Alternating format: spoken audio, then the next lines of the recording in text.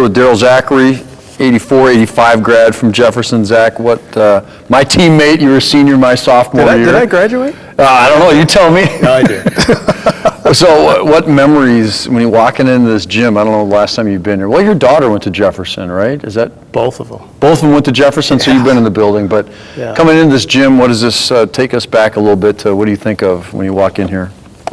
Oh, wow. I mean, great memories and huge crowds. Any particular games? Edina. Edina? Probably would probably be it. And here's what I'd say. Not even the Edina games that we played in. Yeah. The ones before that had the massive crowds. Oh, we were talking about that. Are you saying like the 82, 83 season? So let's see, you were probably like a 10th grader at the time. Yeah. That was, some people say that's the biggest Lake Conference game in years back in those days. Yeah. So you were in the gym at that. In the gym, sitting in the stands going, boy, I can't wait to get there. Rivalry wasn't quite what it was when you and I played, because took a little bit of a slip by then. Well, we were a pretty good team. And let me say this, Zach, as Coach Evans has said, that your senior year, 85, was probably his most athletic team that he coached at Jefferson. Jack, is that? Would you say that? Considering a lot of sports, too.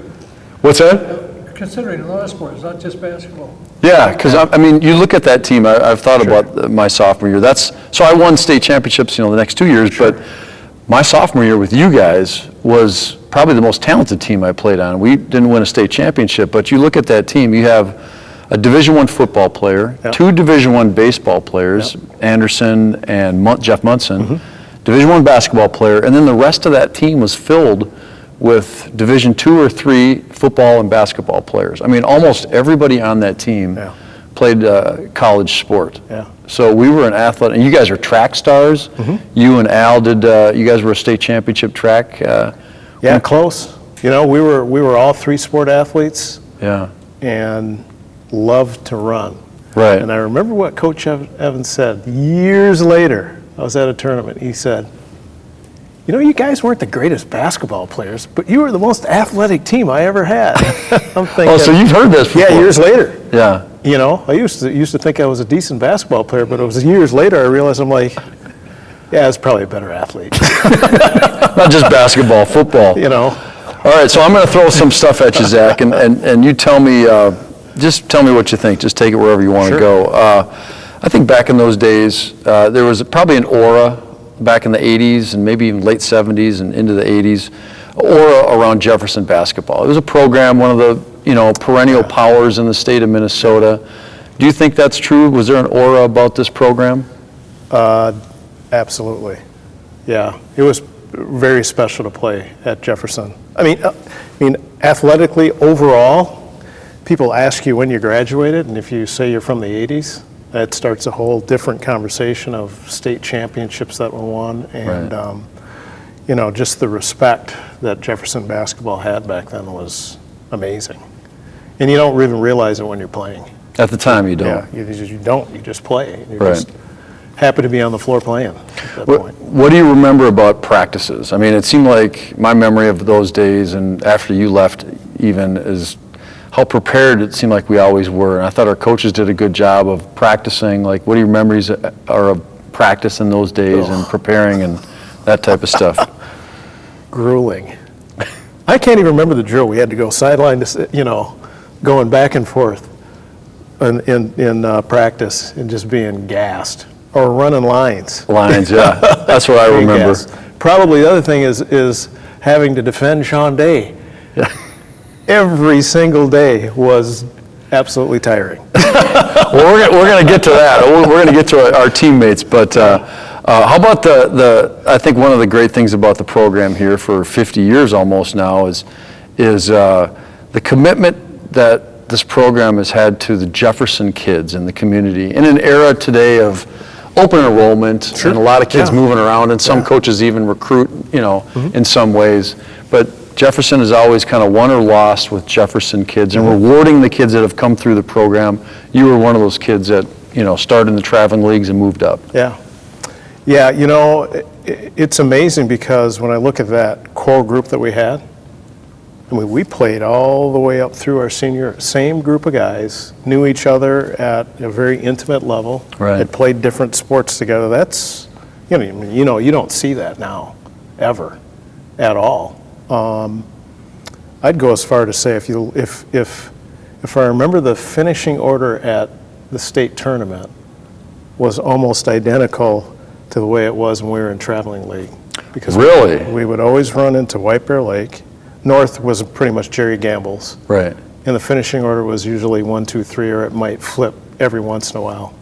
So when I look back at the state tournament that we ended up in, I'm going, it's funny how things didn't change a whole lot. Because it was the same group of guys. Right. Competing. But kind of back to the original question, I mean, what a gift.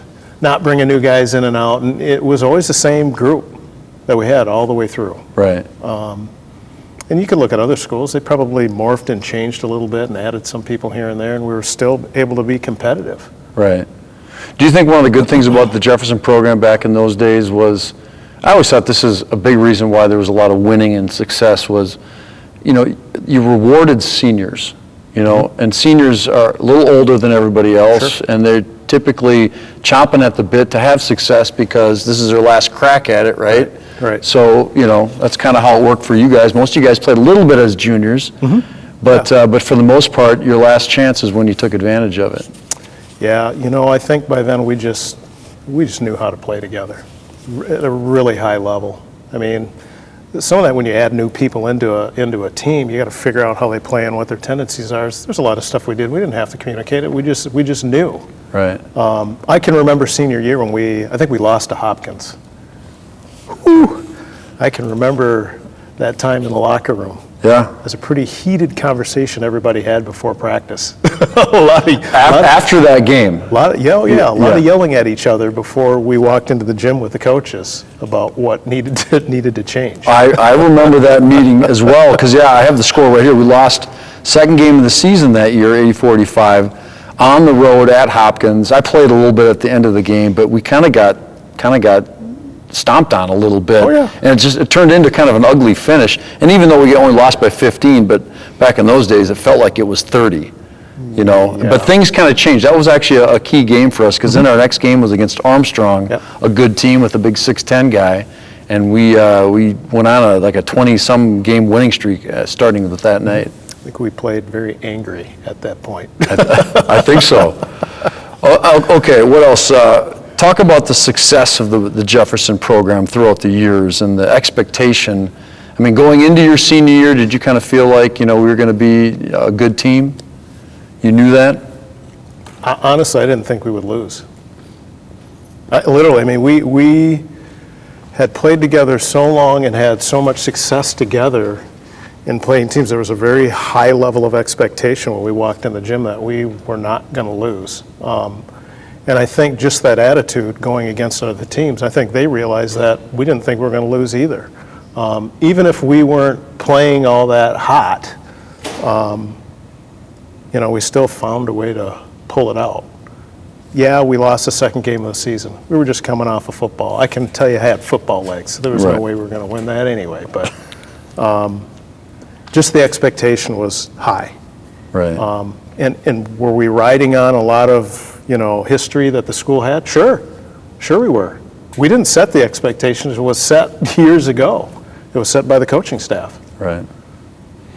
How about the consistency and the continuity of the coaching? It's pretty amazing that you have a high school basketball program with, throughout 50 years, you're going to have two head coaches, and it's a father-son duo. Yep. But talk about just the consistency of a coaching staff running a program for 5 decades.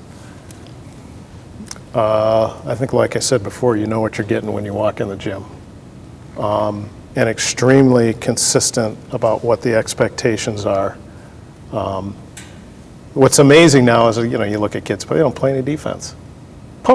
It's unthinkable. I couldn't imagine playing basketball with the coaches that we had, playing it that way. Oh, yeah. Today, there's just, I wouldn't even know where to start. It would be easy. Don't play any defense. I always thought playing defense was fun. I mean, I enjoyed it. Now, maybe at the college level, NBA level, or whatever, it gets more difficult, more challenging. But there was always an enjoyment playing defense, especially in high school, because we did it together too, as as a team. Yeah. Yeah. And just the team aspect of the game was huge. And I think that's what the expectation was. We didn't have guys flinging up shots willy-nilly on the floor hardly at all. Kind of ran the program, ran the system, put the shots up when they needed to be put up, and got ourselves into rebounding position, and there we go. I don't know any other way. Right.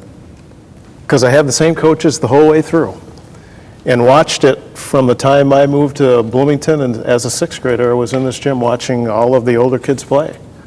So the expectation was set, even though I wasn't on the floor. Right. Knew what I was getting into. And here's what I would tell you is that even with, traveling league and all the things that we're doing, there was an expectation there too. I think that expectation that happened in this gym was set down through everything that we were doing. And that was set by the coaches. Oh yeah, definitely. Right. All right, let's go through some of our teammates. Let me just throw out a teammate, and you give me a description of how they were as a player, okay? Let's start with Sean Day. Oh, trash talker. Really? You guys probably didn't hear it, but we did. Is that right? Oh, yeah. I don't remember that. Oh yeah. Really? Oh yeah. He liked to yap a little bit. He liked to mix it up. Great player.